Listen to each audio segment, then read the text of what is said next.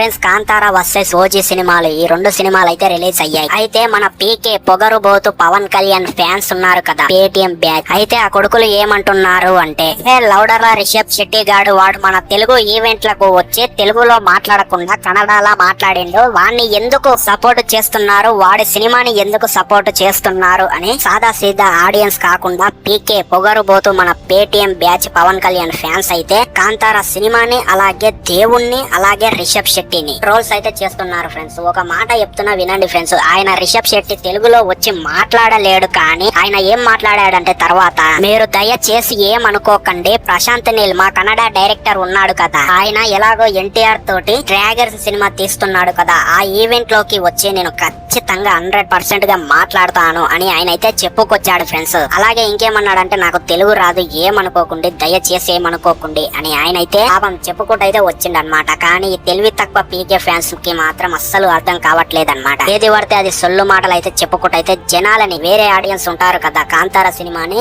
First part చూసిన వాళ్ళు, ఆ ఆడియన్స్ కి కూడా ఈ కాంతారా 2 సినిమా చూడకుండా ఇలా నెగిటివిటీ అయితే పేటిఎం బ్యాచ్ పొగరుబోతు పేటిఎం బ్యాచ్ నా కొడుకులు అయితే అంటున్నారనమాట. ఇక ఏమనాలో నాకైతే అస్సలు అర్థం కావట్లేదు. అండ్ ఇక విచిత్రం ఏంటంటే, ఇక్కడ కలెక్షన్స్ విషయంలో కూడా ఓజీ వర్సెస్ కాంతారా ఈ రెండు సినిమాల కలెక్షన్లు చూసుకుంటే కూడా ఎక్కువైతే కాంతారా సినిమాకే ఎక్కువ మంది వెళ్తున్నారు, కలెక్షన్స్ కూడా ఎక్కువగా వస్తున్నాయి, ఒక డబ్బింగ్ సినిమా అయినప్పటికీ కూడా. అంటే మీరు ఇక్కడ అర్థం చేసుకోవాలి ఏంటంటే, ఉత్త అనే సినిమా రాకముందే ఓవర్ బిల్డప్లు ఇచ్చాడు, ఇక పవన్ కళ్యాణ్ ఈ సినిమాలో ఇది చేస్తాడు అది చేస్తాడు, సావు సినిమా తీసిండు, సుజిత్ డైరెక్టర్ ఈ సినిమా కూడా ఇంకే రేంజ్ లో తీస్తాడని ఎక్స్పెక్టేషన్స్ అనవసరంగా పెట్టుకోవడం, ఇవన్నీ ఉంటే సినిమా సినిమా రిలీజ్ అయినాక ఆ సినిమాలో కంటెంట్ నిజంగా ఉందా, లేకపోతే స్క్రీన్ ప్లే కూడా మంచిగా తీసినరా తీయలేరా అనేటువంటిది జనాలు చూసి బాగాలేకపోతే అదే జనాలు వాళ్ళనైతే గుద్దమేనైతే అంటారు. అదే విధంగా ఇక్కడ కాంతారా 2 సినిమా చూసుకున్నట్లయితే అసలు ఓవర్ బిల్డప్ ఇవ్వలేరు, సినిమా రిలీజ్ కాకముందు అసలు ఏమీ అసలు తెలియకుండా అయితే రిలీజ్ అయిందనమాట ఈ సినిమా. కానీ సినిమాని థియేటర్లోకి వెళ్లి జనాలు అయితే